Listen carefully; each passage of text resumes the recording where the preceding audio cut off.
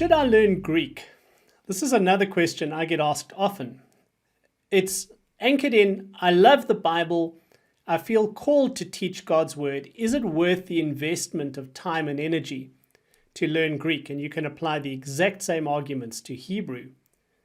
You might think there would be a simple answer to this. Surely every Greek teacher would tell everyone it's a great idea to learn Greek if you love the Bible. But it's not so straightforward. I want to give you 5 maxims to help make a decision in this one. Number 1, a little Greek is a dangerous thing. If you decide to study Greek, you need to be in poker language all in. Otherwise, you need to fold. There's no point dabbling with learning Greek. A little Greek is a dangerous thing. And that creates a challenge because it is a huge undertaking to become modestly proficient in biblical Greek. And it's a lifelong undertaking to become highly proficient. So if you decide to do this, you're deciding to invest a huge portion of your life in mastering the language in which God's word was written. So you need to think deeply about that. It's no good dabbling. A little Greek is a dangerous thing. Number 2, there is an opportunity cost for everything. I remember seeing stats many years ago that said that 90% of seminary students in North America never used their Greek meaningfully after they graduated. This is in contexts where studying Greek was a compulsory component of the curriculum. And I think that is really silly. To prescribe stuff that people don't use is just unwise. There's an opportunity cost.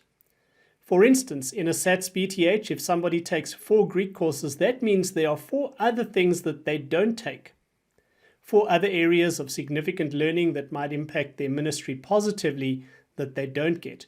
So when you choose to do Greek instead of something else, you're making a priority choice and there is an opportunity cost, especially given how much time and effort is required. Number 3, surgeons can't operate with second-hand tools. What's the point of this? Well, if you believe that you're called to be a scholar, a theologian, or even a serious Bible teacher, you need to become as thoroughly skilled and equipped at handling God's word as possible. And here I don't think that you can do without learning the languages. They are the language in which God's word was written.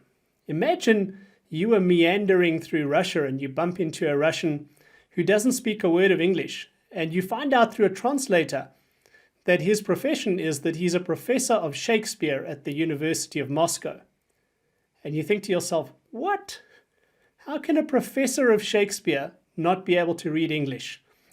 It's bizarre, isn't it?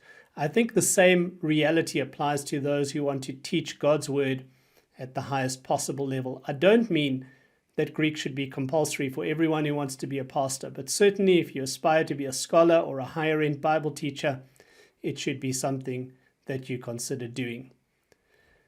4, Greek is not maths. Greek is not maths. What do I mean by that? A lot of people think if only I learned Greek, all the mysteries of God's word would go away and I'd be able to answer all of the theological dilemmas that I have.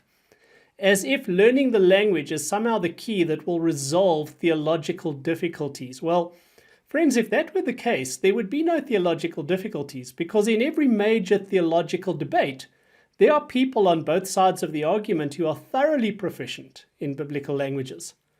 Greek is not maths. It will open up a world of possibilities and ambiguities, and sometimes it will help you to arbitrate between choices, but it won't solve in a mathematical type way theological difficulties.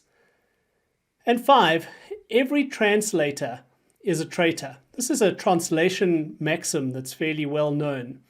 And the idea is that there is always a richness in the original text that you can't fully bring through in translation. I hold Bible translators in the highest possible esteem. So in quoting the maxim, I'm not in any way trying to disparage translators.